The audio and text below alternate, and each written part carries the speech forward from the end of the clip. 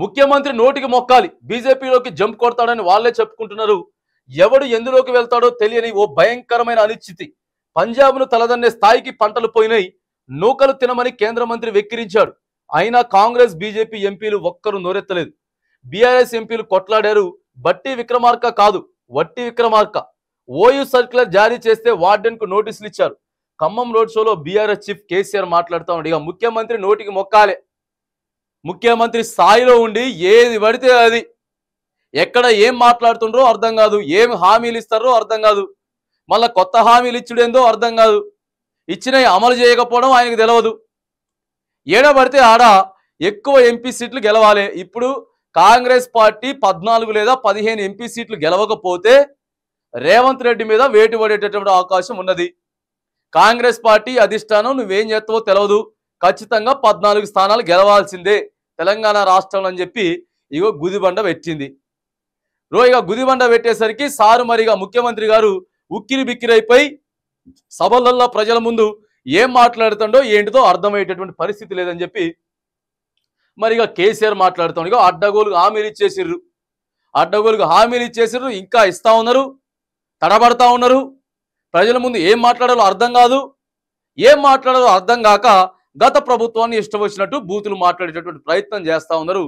ప్రజలకి వివరణ ఇచ్చేటటువంటి అంశం మీద మాట్లాడకుండా కేవలం ప్రజల్ని తప్పుదో పట్టించేందుకే మాట్లాడుతూ ఉన్నారని చెప్పి మరి కేసీఆర్ స్పష్టం చేస్తాను. నేను ఖమ్మం సభలో ఇగో ఇక్కడ ఉన్నటువంటి ఫోటో మనం చూసుకున్నట్టయితే ఖమ్మం సభకు సంబంధించినటువంటి ఫోటో. మరి బీజేపీలు ఎప్పుడు ఎవరుంటారో అర్థం కాదు. వీళ్ళ మంత్రులే, వీళ్ళ నాయకులే ఒకరు బీజేపీలోకి పోతారని చెప్పి మాట్లాడతారు. ఒక ఆయన సైలెంట్గా ఉంటాడు, ఒక ఆయన నా దగ్గర 10 మంది ఎమ్మెల్యేలు ఉన్నాడు, 20 మంది ఎమ్మెల్యేలు ఉన్నాడు అని చెప్పి ఒక ఆయన అంటాడు. మరి వీళ్ళంతా కూడా ఖచ్చితంగా బీజేపీ కాంగ్రెస్ ఇక్కడ తెలంగాణలో మాత్రానికి కాంగ్రెస్ పార్టీ బీజేపీ పార్టీకి అనుకూలంగా ఫేవర్గా పనిచేస్తా ఉన్నది. ఇద్దరెట్లా ఎవరికి ఓటేసినా ఒకటే, వాళ్ళకే ఓటు పోతుంది. బీఆర్ఎస్ పార్టీ ఏదైతే ఉందో బీఆర్ఎస్ పార్టీకి దాదాపు కనీసం 12 స్థానాలైనా మీరు కైవసం చేస్తే ఈడ రాష్ట్రంతో పాటు ఆడ కేంద్రం పార్లమెంట్లో కూడా బాజాప్తా ప్రశ్నించే గొంతుకులుగా తయారవుతామని చెప్పి మరి బీఆర్ఎస్ పార్టీ అభ్యర్థులను గెలిపించాలని చెప్పి రోడ్ షో నిర్వహించిండు నిన్న కేసీఆర్. ఆయన బట్టి విక్రమార్క కాదు, కేవలం వట్టి విక్రమార్కనే. ఆయన వల్ల కాంగ్రెస్ పార్టీ కానీ ప్రభుత్వంలో కానీ ఆయన మాట పట్టించుకునేటువంటి పరిస్థితులు లేవు. ఆయన మాటను ఎవరు లెక్క చేయట్లేదు. కేవలం ఇక ఆయన ఏదో ఉప ముఖ్యమంత్రిగా పేరుకు మాత్రానికి పెట్టి ముఖ్యమైనటువంటి కార్యక్రమాలకు కానీ సభలకు కానీ బట్టి విక్రమార్క గారిని పిలవట్లేదు. ఆయన్ని బట్టి గారిని వట్టి చేసిండ్రు, ఉత్తగా చేసి పడేసిండ్రు అని చెప్పి మరి కేసీఆర్ అయితే నిన్న క్లియర్గా మాట్లాడుతున్నాడు.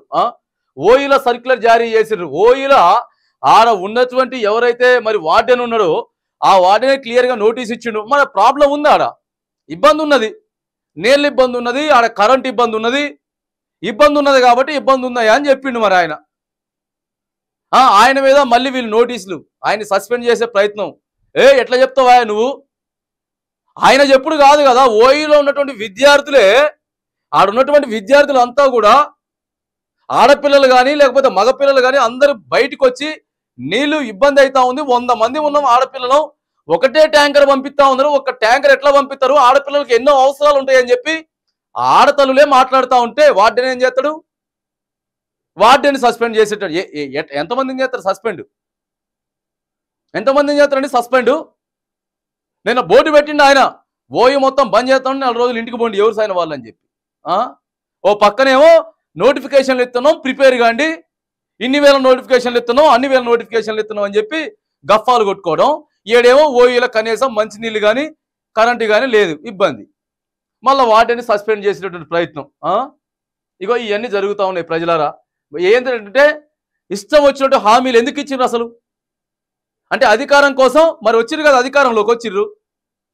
ఇదేమన్నా మొత్తం సినిమానా లేకపోతే డ్రామా కంపెనీనా? లేకపోతే అరే ఒక రాష్ట్రాన్ని పరిపాలించాలా మీరు అంటే ప్రజల్ని తప్పుదో పట్టించేసి ప్రజల్ని పిచ్చోళ్ళని చేసి అసలు సంబంధం లేని బడ్జెట్ కోసం, బడ్జెట్ అసలు ఏం లేదు, బడ్జెటే లేదు. ఉన్న బడ్జెట్ కంటే మొత్తం ఎన్ని రెట్లో ఎక్కువ పెట్టేసేసుకొని ఇలా అధికారంలోకి వచ్చిర్రు. అధికారంలోకి వచ్చిన తర్వాత ఈ రకమైనటువంటి కష్టాలు జరుగుతూ ఉన్నాయి. మరి ఇక కష్టాలు జరుగుతూ ఉన్నాయి, వీళ్ళు చేసుకున్నదే. కేసీఆర్ బయలుదేరి రోడ్ షోలకు పోతుండారంటే ఖమ్మంలో ఖమ్మంలో చూడండి ఎంతమంది జనాలు. ఖమ్మం కూడా కాంగ్రెస్ పార్టీకి ఎప్పుడు అనుకూలంగా ఫేవర్గా ఉంటుంది. అక్కడ ఖమ్మం అంటేనే కాంగ్రెస్, అది ఎక్కువ ఎప్పుడు స్థానాలు అయ్యే గెలుచుకుంటూ పోతా ఉంటుంది. మరి ఖమ్మంలో కూడా ఇంత పెద్ద ఎత్తున ఓడిపోయినటువంటి 4 నెలల్లో ఎందుకు వస్తారు? దేనికి వస్తారండి? ప్రభుత్వం మీద వ్యతిరేకంగా ఉంటేనే కదా ప్రతిపక్షానికి మద్దతు తెలపడానికి వచ్చేది. ఖమ్మం సీటు కూడా ఈసారి రావచ్చు రాకపోవచ్చు కాంగ్రెస్ పార్టీకి. అట్లున్నది పరిపాలన. పరిపాలన మరి అట్లున్నది కాబట్టి ప్రజలు విసుకెచ్చిపోతా ఉన్నారు. విసుకెచ్చిపోయేటటువంటి ప్రయత్నం చేస్తూ ఉన్నారు. ఇక రైతు బంధు అడిగితేనో ఒక ఆయన చెప్పుతో కొడతారంటాడు. రైతు బంధు అడిగితే చెప్పులతో కొడతా అని చెప్తారు. పంజాబ్ను తలదనే స్థాయికి పంటలు పోయినాయి. పంజాబ్ను అనేటువంటి పోయినాయి. నూకలు తినమని చెప్పి కేంద్ర మంత్రి వెక్కిరించిండు. నూకలు తినమని చెప్పి ఒక కేంద్ర మంత్రి హెచ్చరించిండు. పంజాబ్ తోటి పోటీ పడే తెలంగాణ రాష్ట్రం అలాంటిది మళ్ళీ ఎలా వెనక్కి వెళ్ళిపోతుంది, బ్యాక్ వెళ్ళిపోతా ఉంది. మళ్ళీ కిరణ్ కుమార్ రెడ్డి చెప్పిన మాటలు, ఈ కేంద్ర మంత్రులు చెప్పిన మాటలు, తెలంగాణను కించపరిచినటువంటి మాటలు, తెలంగాణను తలదించుకునేటటువంటి చేసినటువంటి మాటలు, ఎవరెవరైతే మాట్లాడినో ఆ మాటలన్నీ మళ్ళీ తెర మీదకి వచ్చి అయ్యే నిజంగా పోతా ఉన్నాయి. కాబట్టే ఇవాళ ప్రతిపక్ష పార్టీకి ప్రజల దగ్గర నుంచి ఎక్కువ ఆదరణ వస్తూ ఉన్నది. మరి కాంగ్రెస్ పార్టీ వాళ్ళు ఎట్లా మరి దీన్ని తోసిపుచ్చుకుంటారో, ఎట్లా మరి దీని మీద చేస్తారో తెలియదు. కానీ మీరు గనుక ప్రజలకి గ్యారంటీలు ఇచ్చేటటువంటి ప్రయత్నం అప్రమత్తంగా లేకపోతే మాత్రానికి ఖచ్చితంగా మీరు ఇబ్బంది పడతారు. ఇగో కేసీఆర్కి మైలేజ్ పెరుగుతుంది. కేసీఆర్కి బీభత్సంగా మైలేజ్ ఎప్పటికే పెరిగిపోతా ఉంది. ఎంపీ స్థానాలు కూడా తారుమారేటటువంటి అవకాశం కూడా కనపడుతుంది.